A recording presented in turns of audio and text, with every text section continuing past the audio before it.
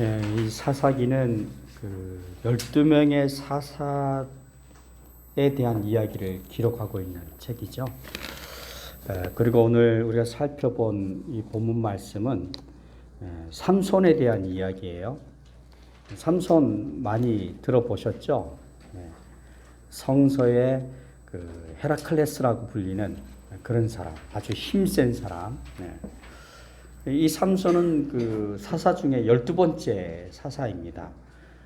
힘으로 자기에게 있는 힘으로 블레셋과 맞섰던 사람. 사실 사사로 부름을 받았지만 이 삼손을 이스라엘의 지도자로 생각하는 사람들은 그렇게 많지 않은 것 같아요. 그가 비록 이스라엘의 지도자로 부름을 받았지만 구원자로 살았다기보다는 어떤 육체의 욕심을 따라 살아가는 모습을 우리들에게 더 많이 보여주는, 그래서 우리가 이 삼손을 기억할 때 그렇게 썩 유쾌하지 않습니다. 마음이 즐겁지 않아요. 기껏해야 이 삼손은 영화의 줄거리거리나 되는 정도밖에 되지 않는 참 안타까운 모습이죠. 여러분, 오늘 본문 말씀을 보시면 본문이 1절에 어떻게 시작됩니까? 블레셋이 이 이스라엘을 40년 동안 압제했다라고 말씀하고 있죠. 40년 동안 블레셋에게 압제를 당하고 있는 이 고통에 대해서 지금 본문이 말씀하고 있는데, 그런데 그 고통의 이유에 대해서도 1절이 우리들에게 설명해 주고 있어요. 자, 어떻게 말씀하고 있습니까? 1절 말씀에 보면 하나님께서 이스라엘을 블레셋에게 넘겨주셨다. 그래서 이스라엘 백성들이 고통을 당하고 있는 겁니다. 근데 왜 넘겨주셨습니까? 그 이유가 하나님 눈앞에서 그들이 뭐 했다? 악을 행했기 때문이다. 이렇게 말씀하고 있죠. 근데 이것이 사실은 사사기 주제입니다. 사사기는요, 어떤 사이클을 갖고 있는데요. 어떤 사이클입니까? 먼저 백성들이 하나님께 죄를 범하면 하나님이 이 백성들을 벌 주시는 거죠. 그래서 이방인에게 넘겨버려요. 그러면 이방인들이 그 이스라엘 사람들을 막 억압하고 괴롭히고 못살게 굴면 힘들잖아요. 고통스럽잖아요. 그 고통스러우니까 이 사람들이 하나님께 기도하는 거예요. 하나님, 우리 잘못했습니다. 우리 용서해 주시고 우리 좀 구해 주세요 라고 기도를 하면 하나님이 다시 사사를 보내서 그들을 구원하시는 이런 사이클을 갖고 있습니다. 그런데 이게 자그마치 이제 350년이에요. 350년 동안 이 사이클이 이렇게 돌아가는 거죠. 악순환이라고 할 수 있습니다. 어떻게 보면 이건 선순환이 아니라 악순환이라고 할 수 있는데, 그런데 오늘 본문 말씀은 조금 달라요. 조금 다르게 이제 표현되어지고 있는데, 여러분 1절 말씀을 다시 여호와의 목전에 악을 행하였으므로 여호와께서 그들을 40년 동안 블레셋 사람의 손에 넘겨 주시니라. 아멘. 자, 잘 보세요. 이 1절을 잘 보시면, 잘 보면서 사사기의 주제가 어떻다고요? 이스라엘 백성들이 죄를 짓고 그 죄를 징계하시고, 징계하면 이스라엘 백성들의 고통 중에 하나님께 기도해서 구원을 요청하잖아요. 그죠? 그런데 이 1절을 보면 40년 동안 블레셋 사람들의 손에 지금 고통을 당하고 있어요. 그렇다면 이 1절 다음에 자연스럽게 나와야 할 순서가 뭐죠? 구해달라고 기도해야 되는 거예요. 그죠? 지금 고통 중에 있으니까. 근데 2절 보시면 기도가 있습니까? 없습니까? 기도가 없죠. 기도가 없어요. 이게 이제까지의 흐름과 다른 모습입니다. 이 삼손 시대에 오면 여전히 그들이 40년 동안이라는 긴 시간이잖아요. 긴 시간 동안 이방 민족에게 억압을 당하고 고통을 당했는데, 그런데 기도가 없어요. 하나님께 구해달라는 기도가 없는 거죠. 여러분, 이 사사기의 사이클을 생각해 보면 죄를 짓고 하나님께 징벌을 당하고 고통 가운데 빠지고, 그리고 기도하는 거예요. 이게 자그마치 350년 동안 반복됐다고 생각해 볼 때 여러분 어떻습니까? 그 모습을 보면 여러분들의 마음이 답답하지 않습니까? 그죠? 좀 답답해요. 아니 왜 그렇게 살았을까? 하나님의 백성들답게 좀 바르게 살지. 그게 뭐야? 죄 짓고 혼나고 두들겨 맞고 그래서 고통당하다가 다시 기도해서 다시 또 하나님의 백성으로 살다가 또 죄를 짓고 왜 그래? 좀 하나님의 사람들답게 좀 잘 살면 그렇게 고생 안 하고 살 텐데 왜 그럴까 하는 이 사사기가 보여주는 사이클은 좀 답답함이 있어요. 그런데 이 사이클을 다시 한번 들여다보면요, 그 사이클에는 또 소망이 있습니다. 어떤 소망이 있을까요? 우리 인간이라는 존재가 사실은 죄로부터 자유로울 수가 없잖아요. 그죠? 네. 죄를 안 짓고 싶은데 죄를 지을 때가 있는 거예요. 근데 그때 죄를 짓고 나면 어떻습니까? 마음이 괴롭잖아요. 그죠? 야, 내가 예수 믿는 사람인데, 내가 그래도 집사인데, 내가 그래도 교회 다니지 한 세월 했는데 이게 뭔가 싶은 답답함이 있는 거예요. 그런데 소망이 뭡니까? 사사기가 보여주는 소망. 기도하면 하나님이 용서하시고 구해 주신다는 거예요. 그래서 그 답답한 사이클이지만 그러나 또 다른 눈으로 보면 우리가 죄를 짓는다 할지라도 범죄한다 할지라도 그 백성을 향한 그 자녀들을 향한 하나님의 마음은 변함이 없구나. 그 백성을 구원하려고 하고 그 백성을 사랑하려고 하는 그 하나님의 마음은 변함이 없구나 하는 것을 우리가 깨닫게 됩니다. 그래서 기도한다는 것이 우리들에게 굉장히 중요해요. 우리 그리스도인들에게. 자, 그런데 오늘 이제 본문은 하나님께 기도하지 않는다는 거죠. 하나님께 구원을 요청하지 않고 은혜를 구하지 않는 그런 시대. 그냥 그 고통 가운데서 그냥 살아가고 있는 거예요. 자, 사람들의 슬픔, 사람들의 고통, 그런 탄식들은 자꾸 높아져 가는데 하나님께는 기도하지 않는, 어떻게 보면 영적으로 너무나 어두운 시대. 그 시대가 바로 이 삼손의 시대라고 할 수 있습니다. 암흑이 짙게 드루어져 있는 그냥 캄캄한 거죠. 어디를 봐도 빛이 보이지 않는. 그런데 이런 시대에 오늘 본문이 우리들에게 한 가정을 보여주지 않습니까? 자, 어떤 가정입니까? 사사시대에 그런 그 슬픈 사회상, 하나님께 기도하지 않는 믿음의 사람으로서의 그 가치성을 다 잃어버린 그 슬픈 사회상 위에 한 가정의 그 고단한 모습을 우리들에게 보여주는데요. 자, 어떤 고단함입니까? 자, 3절을 같이 읽겠습니다. 시작. 여호와의 사자가 그 여인에게 나타나서 그에게 이르되 보라, 내가 본래 임신하지 못함으로 출산하지 못하였으나 이제 임신하여 아들을 낳으리니. 아멘. 자, 보라라고 하나님의 천사가 한 가정 이 여인에게 찾아와서 봐라 이렇게 말씀하시죠. 뭘 보라는 겁니까? 네가 임신하지 못하는, 네가 출산하지 못하는 그 상황을 봐라. 봐라. 네가 이제까지 출산하지 못하지 않았느냐? 임신하지 못하지 않았느냐? 그걸 말씀하십니다. 여러분, 이 가정이 당하고 있는 슬픔, 이 가정이 겪고 있는 고통이 무엇입니까? 뭐죠? 그것은 당연한 것, 당연히 있어야 할 것을 누리지 못하는 슬픔이에요. 당연히 있는 것. 결혼을 했어요. 그럼 정상적인 부부라면 어떻게 됩니까? 당연히 자녀를 낳고 그 자녀를 키우고 그런 게 당연한 모습이에요. 그런데 오늘 이 본문에 나오는 이 가정은 그 당연한 것, 누구나 다 누리는 그것을 뭐해요? 누리지 못하고 있어요. 그래서 그 가정에 뭐가 있습니까? 어둠이 있는 거죠. 지금 이스라엘이 깊은 영적인 어둠에 있는 것처럼, 그래서 그 고통을 당하고 있는 것처럼 이 가정도 당연히 하나님께 받아야 할 그 은혜를 받지 못해서 어둠이 있고 안타까움이 있고 그리고 고통이 있는 겁니다. 고통이 있는 거죠. 그래서 3절은 의도적으로 이 보라라는 말씀을 쓰고 있는 것 같아요. 봐라.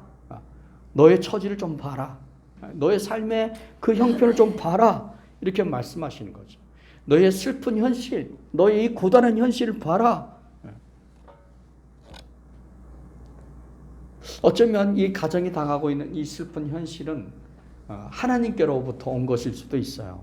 여러분 창세기 30장에 보면 라헬이라는 여인이 나와요. 라헬이 누구죠? 야곱의 둘째 부인이잖아요. 두 번째 부인인데 이 라헬이 아이를 낳지 못했어요. 아기를 낳지 못했어요. 그래서 하루는 짜증이 난 거예요. 화가 난 거예요. 그래가지고 자기 남편한테 막 뭐라고 하는 거잖아요. 왜 당신 나에게 아기를 못 낳게 하냐고. 응? 나로 하여금 애를 낳게 해달라고 막 뭐라고 하니까 그 말을 들은 이 야곱이 기가 막히겠던 거죠. 어이가 없는 거죠. 아니 내가 무슨 죄로 당신한테 아기를 낳게 하시냐고. 내가 무슨 능력이 있냐고. 아기를 낳게 하는 것은 하나님이 아니시냐고. 왜 나한테 뭐라고 하냐고. 하나님이 당신을 성태하지 못하게 한 건데 하나님께 구해야지. 왜 나한테 그러느냐. 내가 하나님을 대신할 수 있겠느냐. 이런 말을 하는 것을 볼 수 있어요. 그래서 오늘 본문에 와서 보면 출산하지 못하는 삶의 슬픔 그리고 그 공고함을 다시 한번 보라 이렇게 말씀하는 거죠. 그래서 이 말씀을 이스라엘의 그 현실로 이렇게 대입을 시켜보면 하나님께 구원을 요청하지 않음으로 해서 그 고통이 지금 계속 이어져 오고 있는 거잖아요. 그죠? 그 고통의 현실이 달라지지 않고 그 고통의 무게가 끊임없이 그들을 누르면서 계속 이어져 오고 있는데 문제는 그 고통의 시간이 40년이 흘러갔음에도 불구하고 그들이 기도하지 않는 거예요. 무슨 말입니까? 그걸 그대로 그냥 받아들이고 있는 거예요. 그냥 자기들이 마치 그렇게 사는 것이 당연한 것인 것처럼 그렇게 받아들이고 있는 거죠. 자, 이게 안타까운 것입니다. 얼마든지 달라질 수 있는데 달라지지 않고 그냥 그대로 살아가는 그 모습이 안타까운 거죠. 특히나 이스라엘 백성들은 어떤 민족입니까? 하나님을 예배하는 사람들이잖아요. 그죠? 하나님을 예배하는 사람들이고 하나님께 기도하는 사람들이고 어려움이 있을 때 하나님께 부르짖어 기도했던 사람들이고 또 그들이 출애굽을 할 때 하나님의 그 강력한 인도를 받았던 사람들. 그래서 구름 기둥과 불 기둥을 보았던 사람들 아닙니까? 지금도 얼마든지 하나님은 그렇게 일하실 수 있고 그렇게 역사하실 수 있는데 그런데 이 사람들은 하나님을 구하지 않는 거예요. 여러분 생각해 보십시오. 하나님이 구원하시는 하나님이시라는 것을 우리가 안다면 또 그것을 믿는다면 이 고통에서 가만히 있겠습니까?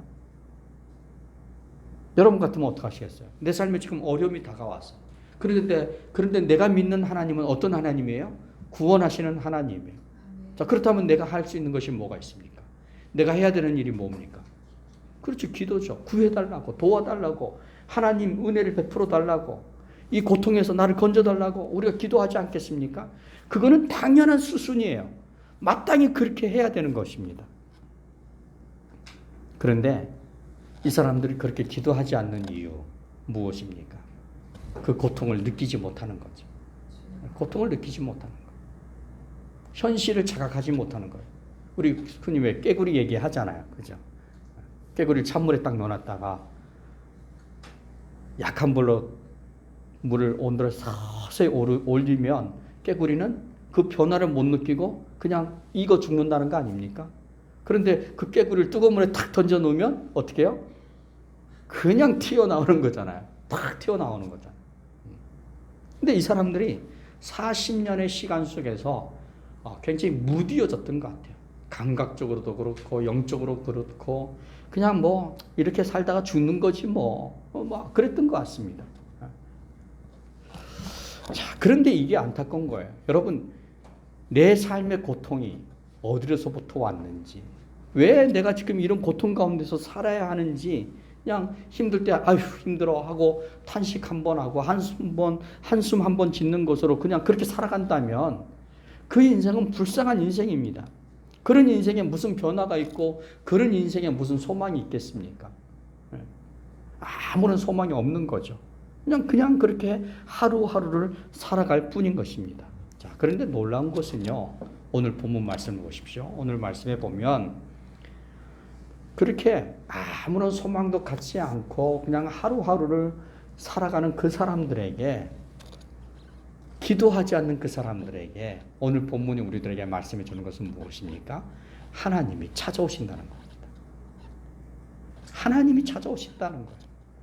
기다려도 이 사람들이 하나님께로 나오질 않으니까 하나님이 찾아오시는 거예요. 자, 3절 다시 한번 읽겠습니다. 시작. 여호와의 사자가 그 여인에게 나타나서 그에게 이르시되 보라, 내가 본래 임신하지 못하였으므로 출산하지 못하였으나 이제 임신하여 아들을 낳으리니. 결혼한 지 얼마나 됐는지는 모르겠습니다. 그렇지만 꽤 시간이 흘러갔을 거예요. 네가 결혼했고 임신하지 못했고 그래서 출산하지 못했다. 그렇지만 내가 왔다. 그죠? 내가 왔다. 그러니 이제 뭐 하게 될 것이다? 아들을 낳게 될 것이다. 굉장한 희소식이죠. 자, 이걸 우리 말로 표현하면 구원에 대한 선포예요. 내가 너를 구원하겠다는 말씀이죠. 근데 여기서 우리가 좀 주의를 기울여야 하는 말이 있습니다. 뭡니까? 이제라는 겁니다. 이제 어떻게 할 것이다? 낳게 될 것이다. 이제 아이를 낳게 될 것이다 라는 말이죠. 종결령으로 말씀하고 있는 것이 아니고요. 여운을 남겼습니다. 나으리니라는 말로 여운을 남겼어요. 자, 어떤 여운일까요? 그 뒤에 있는 말씀으로 우리가 생각해 볼 수 있는데요. 자, 4절부터 5절입니다. 같이 읽겠습니다. 시작. 그러므로 너는 삼과 포도주와 독주를 마시지 말며 어떤 부정한 것도 먹지 말라 말지. 보라, 내가 임신하여 아들을 낳으리니 그의 머리 위에 삭도를 대지 말라. 이 아이는 태에서 나옴으로부터 하나님께 바쳐진 나시린이 됨이라. 그가 블레셋 사람의 손에서 이스라엘을 구원하기 시작하리라 하시니. 아멘. 자, 여기서 중요한 것은요, 나으리니, 그죠? 종결령이 아니에요. 그 다음에 하시는 말씀이 있는 겁니다. 그래서 이 4절과 5절에서 중요한 것은 그러므로예요. 그러므로 네가 낳게 될 것이다. 내가 너를 구원할 것이다. 그러므로 네가 이 구원 가운데서 해야 할 중요한 것들이 있다라고 말씀하는 거죠. 네. 자, 무슨 말입니까? 너희가 이 고통 가운데, 이 슬픔 가운데 하나님의 은혜가 너희에게 임하면, 하나님의 손길이 임하면 네가 해야 할 일이 있다. 일이 있다. 그렇습니다.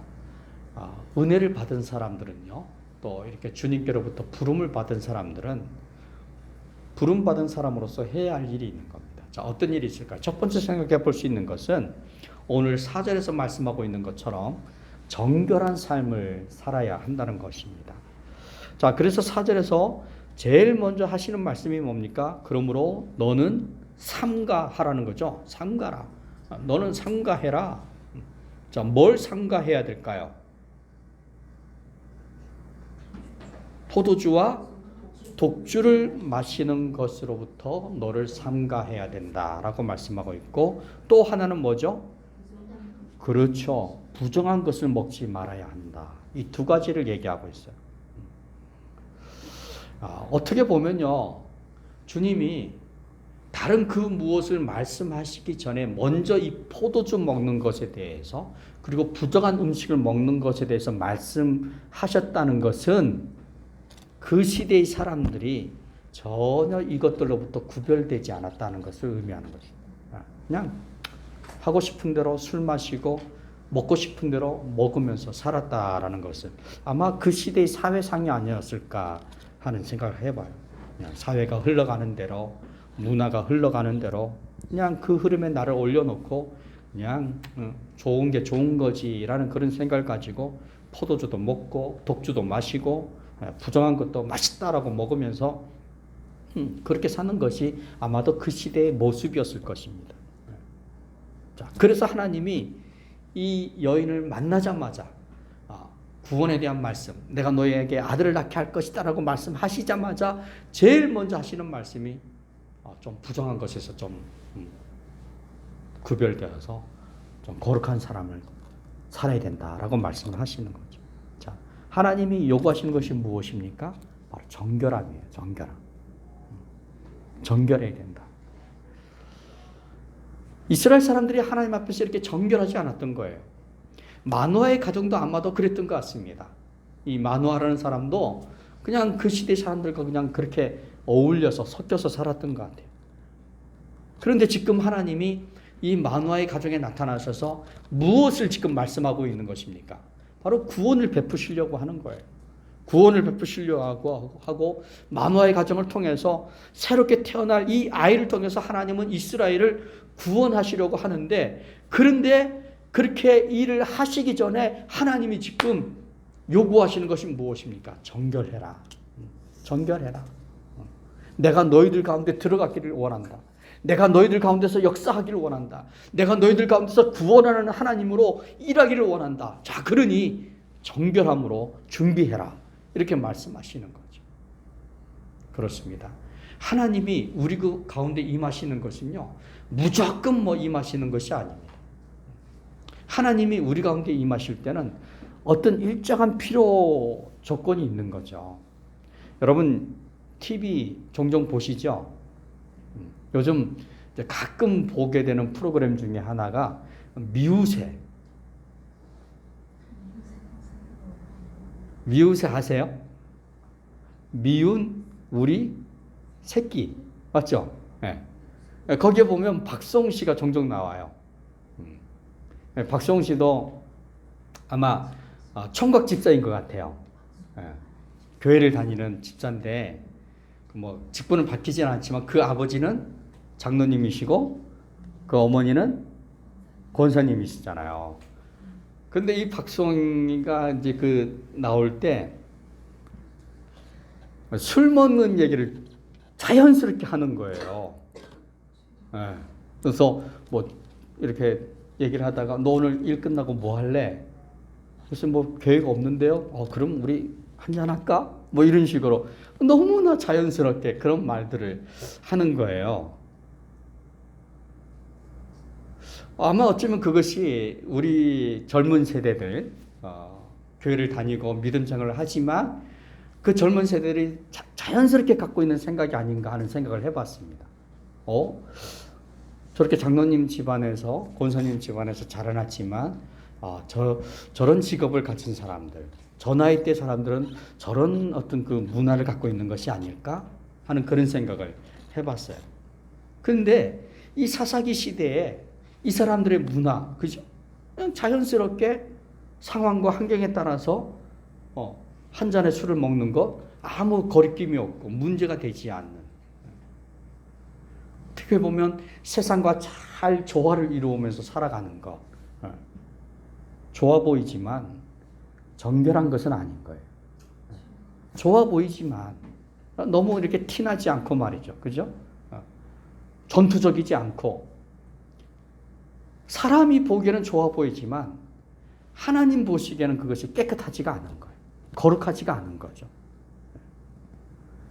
그래서 오늘 본문을 통해서 우리가 생각해 보는 것은 뭐냐면, 우리 시대에 이 세상의 문화를 거스려 갈 수 있는 힘이 우리들에게 필요하다는 겁니다.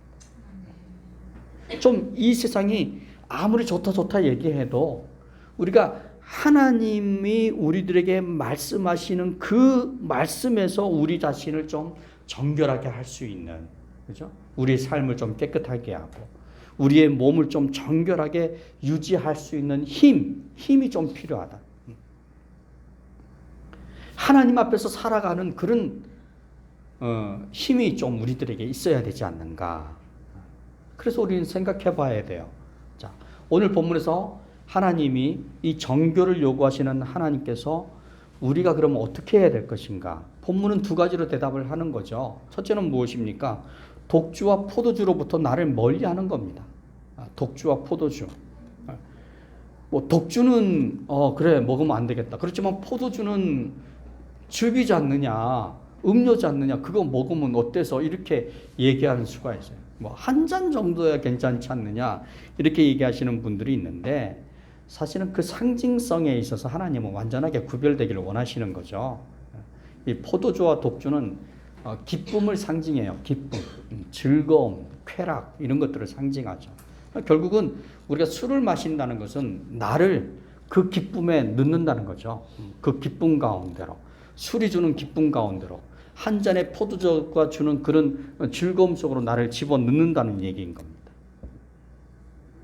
다시 말하면 세속으로 내가 걸어나가는 겁니다. 세속을 향해서 나의 걸음을 한 걸음 한 걸음 걸어나가는 것이 술을 먹는 것이고 포도주를 마시는 거죠. 근데 주님께서는 그렇게 하지 말라는, 세속으로 걸어나가지 말라는 거죠. 내 앞에 머물러 있으라는 것입니다. 음료와 같은 것이지만 그래도 네가 하나님의 사람이라면, 하나님의 구원을 믿는 사람이라면 내 앞에 머물러 있어라. 세속으로 나가지 말고 내 앞에 머물러 있어라. 이렇게 말씀하는 것이고요. 또 두 번째, 부정한 것 아닌 그것으로부터 나를 멀리하는 것입니다. 자, 부정하게 하는 음식이 뭐가 있을까요? 유대인들에게는 그 레위기 예법이 있는 거잖아요. 음식 예법이. 굽이 갈라지지 않는 것 먹지 말아야 되고, 대책임질하지 않는 것 먹지 말아야 되고, 이 발이 많은 거 먹지 말아야 되고, 또 비늘이 없는 물고기는 먹어서는 안 되고, 이런 예식이 있는 거, 정결 예식이 있는 거예요. 그런 것을 말씀하는 것일 수도 있지만, 또 하나 블레셋의 지배를 받고 있잖아요. 지금 신앙이 혼합주의가 되어 있을 수 있는 거예요. 믿음의 상태가.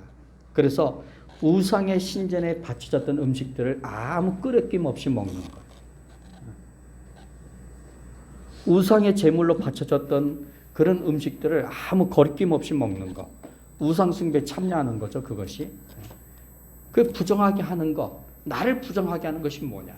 나를 더럽히는 것이 뭐냐? 이거 별로 생각하지 않았다는 것입니다. 하나님의 사람들이, 하나님의 백성들이 자기 자신을 더럽히는 것이 무엇인지, 자기 자신을 타락에 빠뜨리는 것이 무엇인지를 생각하지 않고, 하나님이 기뻐하시지 않는 것이 무엇인지를 별로 생각해 보지 않고 그냥 그때그때 그렇게 살았다는 것이죠. 그래서 하나님은 그것들로부터 너를 구별해라. 그것들로부터 너를 돌이켜라 라고 말씀하고 있는 것입니다. 또 하나가 있습니다. 부름받은 사람이 살아가야 삶의 태도. 자, 구별된 삶을 살아야 된다는 거죠. 여러분 5절 말씀 한번 보십시오. 5절 말씀에 보면, 보라 내가 임신하여 아들을 낳으리니 그의 머리 위에 삭도를 대지 말라. 이 아이는 태에서 남으로부터 하나님께 바쳐진 나실인이 됨이라. 그가 블레셋 사람의 손에서 이스라엘을 구원하기 시작하리라 하시니. 자, 뭘 대지 말라고요? 삭도를 대지 말라. 왜요? 왜 그렇습니까? 왜 삭도를 대지 말아야 되죠?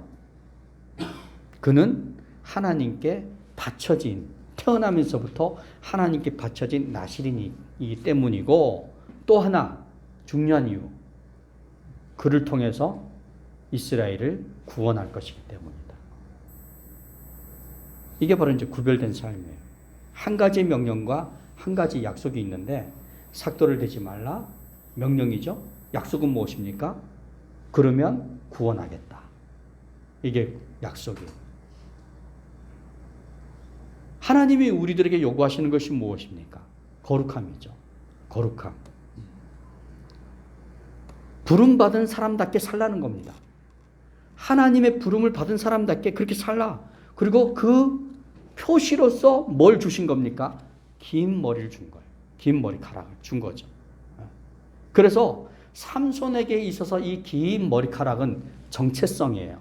내가 누구냐? 그죠? 내가 어떤 사람이냐? 내가 무엇을 위해서 사는 사람이냐 하는 것을 알게 해주는 정체성이 이 긴 머리카락에 있는 것이죠. 그래서 우리 그리스도인들은요, 항상 내가 누구냐에 대한 올바른 이해가 필요합니다. 민수기 6장 22절 말씀에 보면, 나실인은요 제사장이 아니에요, 그죠? 레위인도 아닙니다. 그렇지만 일정 기간 동안 자기 몸을 구별해서 여호와께 드리는 사람을 나실인이라고 불러요. 그런데 이 삼손은 나면서부터 하나님이 친히 나실인으로 뽑았어요. 부르셨어요. 언제까지요? 하나님이 이스라엘을 구원하실 때까지. 하나님이 이스라엘을 구원하실 때까지 그는 구원의 도구로 부름을 받았습니다. 그런데 우리가 성경을 통해서 보면 이 삼손이라는 사람은 어떻게 인생을 살았습니까? 너무나 자기 중심적이에요. 그죠? 자기에게 집중되어져 있는 거예요. 자기의 즐거움, 자기의 쾌락, 자기의 안목, 이런 것에 집중되어져 있는 거죠. 그가 가진 이 긴 머리카락은 내가 얼마나 힘센 사람인가를 자랑하는 자랑거리로 전락하고 마는 거예요. 내가 얼마나 위대한 사람인가. 그런 것들을 드러내는 그 정도밖에 되지 않는 거죠. 근데 사실 이 긴 머리카락은 어떤 것입니까?